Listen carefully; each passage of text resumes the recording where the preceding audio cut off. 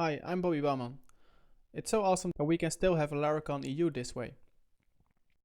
So you can find me on GitHub and Laracast and Twitter by using this handle. And I've been contributing for the past 5 years to Laracast by answering questions on the forum. I'm one of the top contributors there and I really enjoy doing that.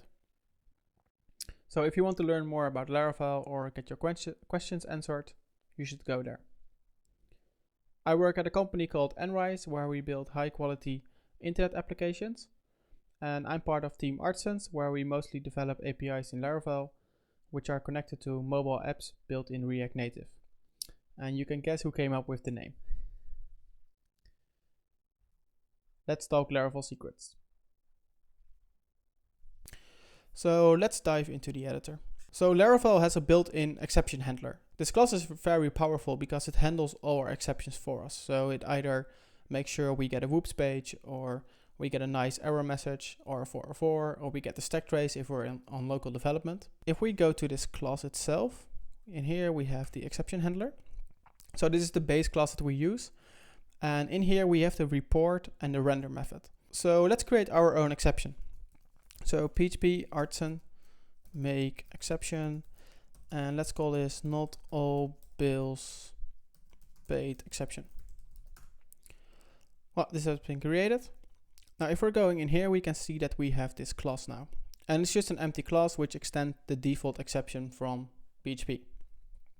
So if we go to our web route, we can create an exception here. So let's just throw an exception here. So we can say throw new not all bills paid exception. So whenever we throw this exception, we can see what kind of error we get in the browser. So let's go to the browser. And in here, if I go to the new route we created, so we call it exception, we get this nice error exception. And it's very clear what the exception was, and we can provide a message to it if we want to. But in this case, it just says this exception has been thrown. So this is being handled by the render method in this case, because it sees an exception and it knows, okay, we need to do something with this, so let's render it in the browser. We also have a payment route available. So if I'm going to payment, you can see that there is a payment page, and this one does nothing at this point. Because we have this custom exception, we can handle it different ways. So in here, in our handler class, we can say we want to do something else while rendering this exception. So in this case, we can say if the exception is an instance of the not all bills paid exception. If that is the case, what action do we want to perform? So in this case, we say return, redirect, and we redirect to the payment route. So redirect payment. So that's the route where we want to go. So if I'm going back to the route here, and if I go to the exception class, to the exception route, and I press enter, I'm being redirected to the payment page. So this works all fine. But what happens if you have 10 of these exceptions, or you have 20 different exceptions, and they all have a different case? Well, in this case, this will get really messy if you need to duplicate all of this all the time. So Laravel has something really cool built in, and that is the render method on the exception class itself. And the same goes for the report method. We can do for the reporting stuff the same thing. So the render method is for displaying the exception in the browser or in your API. So that can be the JSON response that belongs to that exception. And the report method is about what you want to do with the exception. So do you want to write it to your log files, or if you want to write it to an external party like Sentry or Flare. So let's go to this exception class and let's add our method here. So we can say here public function render, and in here we can do whatever we want in here. So in this case, I can say return redirect to a certain route, which is payment. So we enter the same functionality. And let's make this final. So in that case, we can remove this. So this is not needed anymore. And as you can see, we'll see that this will do the same thing. So if I'm going to exception, I'm being redirected to payment again. So if I remove this method again, and we go to exception again, we get the exception. So this works the same as defining it in your handler method. And as I said before, it's really important to decide if you want to do this in your exception class, be specific in your exception class, or in your handler class. One benefit of using it in your exception class is also that you're removing all this logic from one place and moving it to the explicit exception class. And in here we can also define another method called report. And you can do in here whatever you want. So write to a log, Sentry maybe, or even Flare. So you can do whatever you want in here, and this probably shouldn't return anything. So we can clean this up again, and now we have the same action working out here. So if I'm diving into the render method itself, we can see that Laravel has a lot of logic in here, but the first thing is it checks if the exception itself has a render method. And then it will convert that render method to a response. And you can also implement the responsible interface. So in here, instead of defining all of this, let's just try that. We can say implements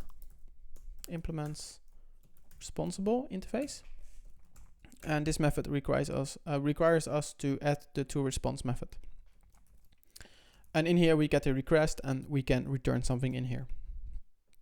In this case, it should also be a redirect. So let's see if we do this one. We return the redirect route again and to the payment. So if I'm going now to /exception, we're being redirected again. So this works the same. So there are different ways of doing this, and it just depends on your need on how you want to do this. The interface itself helps you to enforce that you have this method available. So the render method isn't required, but the toResponse method in this case is required because of the interface. So if you have a lot of exceptions that look alike, but they have a different render method, then the responsible interfaces can be really useful here. So let's go back to the Laravel handler. And in here you can also see that there are other exception classes being catched by Laravel, and they render in a certain way. For example, the validation exception is being rendered in a different way, where it, let's see, we can click through here to invalid, where it always returns you to the previous page with the input and with errors. So that's why it always works that if you submit a form and you're being redirected back to the previous page, that you can see the previous input using the old method, because it's available, because the exception class helps in this case to add this data to the redirect. Let's go to the next secret. So I'm just going to clean up here. I'm just going to check out the other branch. We call it validation exception. And I just need to make sure that everything has been cleaned here. Migrate fresh and see it again. So I'm just going to close all of this up. Okay, and we're ready to go. So validation exceptions. We already showed you just a minute ago that the validation exception itself is being called by Laravel. However, the validation exception itself can be really useful because whenever your form input fails, it will return back to the previous page and also return the messages that has been sent along. So it gives you the translations of these messages. For example, if you have a username which is required and needs to be at least 6 characters, if you fill in 5 characters, you get an array back with data with the username as key, and then there's an error message which says you need at least 6 characters. This functionality is really useful, and we can use this validation inside our controllers. But sometimes you need something more expressive, or you need to check something in a different way, and that's where the validation exception comes in. So let's open up this post controller that I created, post controller. And in here we have just the default controller. We can create a post. We have this store method. We can create a new post. And in here we have the validation inside the store method. And whenever this validation fails, it will throw a validation exception, redirect you back to the previous page, and fill in the data for you automatically. So this is just the basic stuff. And we have different ways to validate this. We can also use a post request. So post request. That's also possible. Then we don't need to do this anymore. And then we can just say request all. So this works the same way. So either we do the validation inside the post request class, as you can see here, we have the rules here, or we do them in the controller itself. So these are some basic ways to validate a request, or in this case, creating a post. However, sometimes you need something more expressive. In our case, we have posts and we can publish them. So there is a publish post controller. And this method has a show method. So we can show the post itself and publish it. And we have a store method to actually publish the post. And this will just publish the post for us and redirect us back to the previous page. Now, if I'm going to this route, so there's a route available for this post. So let me just go to the browser and open up this publish page. So we have publish / the ID of the post. So we have one post called Laracon EU becomes Laracon online. And there's this big button to publish it. And if we press it, it will be published. However, we want to add some extra validation, which cannot be done in the normal request. So normally we would check on certain things. In this case, we want to add something else. So in this case, we can, for example, say if the post is not reviewed. If that is the case, then we want to throw a validation exception. So this is a Laravel exception. And in here we can say with messages, and we can provide an array with a key value array where we can say what the problem is. So for example, we can say the published ad field. So that's just the name we give it, published ad. And then we can say a message. So the post needs to be reviewed before it can be published. I see I didn't have that correct. Okay. So that's it. So this is some extra validation we can do another place, and that's why we use this validation exception. And normally I would use this approach whenever I'm using an extra API call to calculate something where we don't create a custom rule to do that. So that's an alternative. You can create custom rules to check these things as well. In our case, this is a really specific case only for publishing the post. So creating a rule for it for itself is also an option, but we choose to do it this way. And another benefit of this is that we don't have to actually post to this field to validate it, because there's no fields posted here. There's nothing posted here. We just say, hey, there's a validation exception. You can't continue, and throw this exception. And the Laravel handler will automatically catch the exception and return you back to the previous page. So if I'm going back to the page and now press this button, we get the error message here. As expected, right? Because the post isn't reviewed yet. That database column hasn't been set. So now we get this error message. So if I'm going to the publish page, publish.blade.php, and in here we have some logic. So if the post is published, we get the option to publish it. So there's just this small form that just posts to this form and nothing else. There's no fields posted here. So one important thing here is that to display the error message, we check if the published ad field is available in the errors array. It's really important that we check on this field, because if we don't check on this field, we don't see the error message. So whatever field we define in here will also be available in here as one of the validation errors. In this case, that is just the message we show.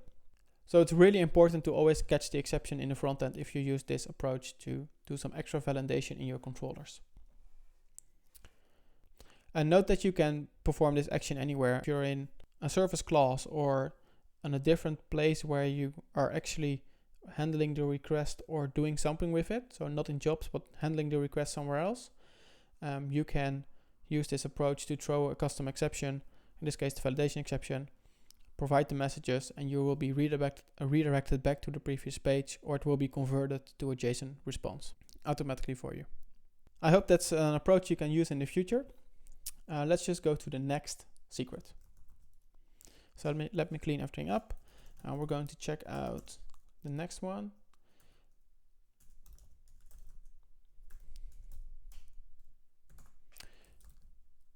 So, and let's run PHP artisan migrate fresh seed. Okay, awesome. So models in Laravel are really cool. So a model is a class that represents a table row in the database. So each field that's available in your table is also available in your model. So let me just open up the one of the DOMs of the user. So in here we have a user object. And as you can see, all these fields are available inside the database. And they are just the regular values that are showed in the database as well. So the birthday field, in this case, is just a datetime field in the database. The phone field is a text string in the database, and so on. And then we have the array presentation of this object. And this one uses already a different syntax for the values. As you can see here, the dates itself, they have a different format. There's now an extra T in there. And there's the milliseconds and the time zone. And as you can see here for the birthday column, where it is here a date, here it's an integer with the age of the user. So if I'm going to the user model, we can see here that we have different attributes here. So we have all the available fields. We have the cast array, so the email verified and the birthday are being cast to datetime objects. And then we have this accessor. So there's this syntax get field attribute. So in this case, birthday, where we will parse the date and return the age as an integer. And we have the phone relationship here. And we have the phone attribute here. So as you can see, there's already something happening here. Because our user model returns a string here. It's just a string. But we also have a relationship phone created. And this is not being returned. We only get this phone field back. So this is the mystery we're going to figure out today. So if I'm opening up the user page, in here we have just the user object. And if I'm just doing the user birthday here, so let me just echo that out.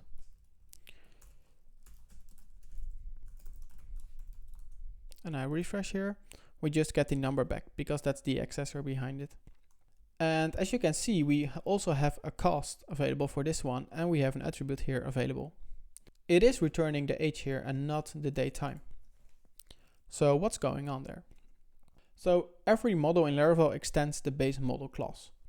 So in this case, Laravel extends here authenticatable for some extra stuff that a user needs. So if we're going in here, we can see that even this class also extends the base model class. And this is the one we want. And this base model class makes all these models really accessible and adds all these awesome features. And as you can see here, there's a bunch of features you can see already by just looking at the trait names. It has attributes, events, relationships, timestamps, it's all in there. So the method we're looking for is the get method. And the get method is a static PHP method that can be used to access any property on your object. So let's go there, get the get method. So whenever we call, for example, user phone, it will pass this phone as the key here. So this will be phone. And then it will be passed to the next method. And so that also goes for the other one. So if I do birthday, then birthday will be passed and so on. So if you have a relationship, for example, user has post. If you just do post, then post will be put into here, and then Laravel will return the relationship eventually. And all the magic is in this get attribute method, which lives in the has attributes trait. In here we can already see how Laravel does this. So it checks if the attributes exist on the model. Then it checks for the get mutator, and in Laravel land we call that an accessor. And then it checks if it's castable or not. So it either checks if it's in a castable array, or if there's a castable class associated with this attribute. And if that's the case, then we return that value. If no attribute exists, or no cast exists, or there's no accessor, then we simply move to the next part where we determine if it's a method, and then we don't do anything. And if that's not the case, then we look for the relationship. So then it will either do a one-to-many or a one-to-one, a many-to-many, and so on. And in here we can see the order. So in the get attributes value method, we can see how the model will return the value. So in here we have this transform model value method. And in here we grab the value from the attributes array that's on our model. So if we would put in here phone, so if we put in here phone, then phone will be retrieved from the model. That value will be used and passed to the transform model value method. And this method decides the order. So first it checks for a mutator, then it checks for a cost, and eventually it checks for the date time, and otherwise it just returns the value. So in here we can already see what the actual order is. So accessors always go first, then costs, then the attribute itself. And if none of these attributes exist, then the relationship is tried. And if none of those exist, then you probably get an exception because PHP can't find the property. So we're going back to our user model, and as you can see in here, we have this birthday cost and we have this accessor. So this accessor always goes first. So if we remove this accessor, we can see that the birthday now is being transformed to a date time instead. So if I refresh here, we can see that the birthday is being returned to a date time now. And as you can see here as well. So that's where we echo out the birthday itself. And the same goes for the phone field. So let's say we have, we've previously had the phone number stored on the user. And now we decided that we want to make this a separate database, or database table, and move this to a relationship. So if we don't remove the phone number from the user object itself, so there the attribute still exists, then the relationship will never work. Because the attribute always goes before any relationships. So it will work if you just call the phone. So let's say if we do user phone, and let me just remove all of these here. And let's do a dump. So we can just dump out what this will return. So if we directly ask for the relationship, it will work. But if we just directly ask for the phone just as a property, it won't work. So if I refresh here, you can see here that we get the number here. So that's the number stored on the user model. And in here we get the relationship. So it actually works. There actually is a relationship working here, but only if we use the method directly. But instead we just want to use phone to retrieve the relationship. So we need to remove this column from the database. Let's do php artisan make migration delete phone users table.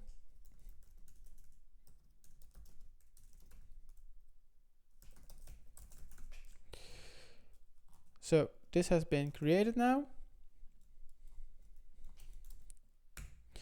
And in here we can say table drop column, and in here we pass the phone. And let's not do anything in the down method. Okay, so php artisan migrate. So the column has been removed. If I now refresh here, we can see now we get the phone relationship back. So now we get the phone relationship, it has a user ID and it has a number. So this works completely differently from using an accessor or a relationship. So it's important to know this order. So if something is wrong with your application or you are expecting weird behavior, understanding this approach is really important to prevent those issues. So the order is always accessor, cost, attribute, relationship. Let's go to the next secret. So I went ahead and did all the changes for you, so you don't have to watch it for me. Okay. Let's open up the event service provider. So the event service provider. And this is the heart in Laravel for events and listeners. So whenever you have an event and you want to perform an extra action for it, it can either be queued or you just want to perform extra actions, but you don't want to define all of them in your controllers or in your service classes. This is the perfect place to define them. And Laravel automatically comes with the first event and listener. So that's the registered class and the send email verification notification. So this is the perfect example of doing an event and listener. So whenever someone is registered, we want to send them an email, and we can either queue the notification class or not. That just depends on you. However, Laravel itself also fires a lot of different events while using the application. So we're not going over all of them, just a few of them. So don't worry, we won't be sitting here for the next 2 hours. So the first one is, let me just show you a few of them. So for example, whenever you log in into the application, Laravel will fire this login event. And by default, Laravel itself doesn't fire any listeners for that. And for most of these events, Laravel doesn't fire any listeners. They're mostly there for other developers that want to hook into these actions inside the application. So for example, if you're using the cache a lot, and whenever you write something or put something in the cache, an event is being triggered, which is called key written. And whenever you forget a key from the cache, there's this event called key forgotten. So the same goes for sending emails, or whenever an email has been sent, there are events for that. If you have a scheduler running and the event has started, there's an event for that. Or if there is a task finished in the scheduler, there's an event for that. And the list goes on and on for all those cool things. One thing I won't show you today are all the events that are triggered within Laravel around models. So there's a lot of model events as well when creating them or deleting them or updating them, but that can use its own separate talk. I just want to finish up with the command events. So Laravel also has these events whenever you start a command or you finish it, you can hook into that. So in this case, whenever a commando starts, I want to add the output. I want to add a logo output to this command. And whenever it's finished, I want to add a finish message to it as well. So how does this work? So Laravel fires this event for us whenever we start the command. And then we have this class. So in here, we have a handle method. So each listener has its handle method.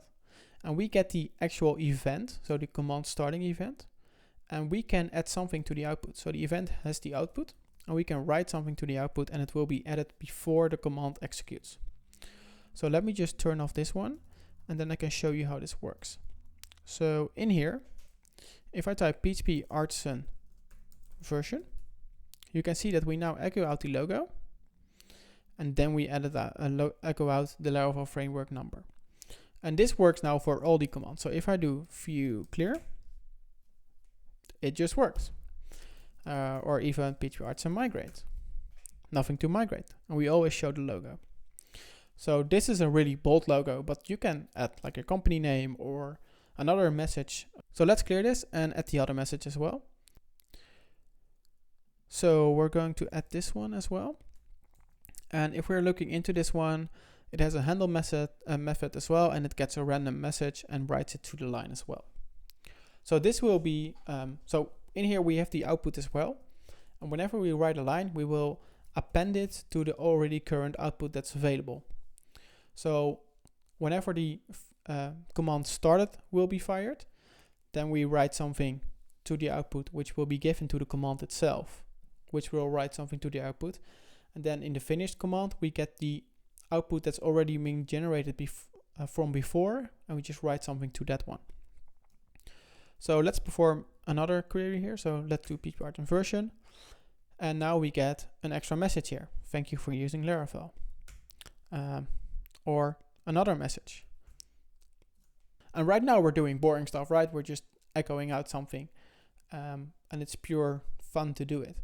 But there's also other things you can do with it. If, for example, you have a command that has been finished. So in here we have the event. We can get the command string as well. And in here we can do some checks. If it's this command, then I want to write something to Slack. Or if it's this command, I want to perform another query or another action. So this way it's really powerful, and you can put all this logic in just one or two listeners, and you just have to define it here. And there's no extra logic needed in your commands itself. So I hope that was really interesting for you and that you learned something new today. Definitely go dive into the framework and see if you can find other cool stuff that's going on in the background. My buddy Steven and I are writing a book called Laravel Secrets, and it contains a ton of these things. And so we're still working on it. It's a lot of work, but we're already making some progress. If you want to learn more about this as well, you can sign up at laravelsecrets.com. Thank you for listening, and see you next time.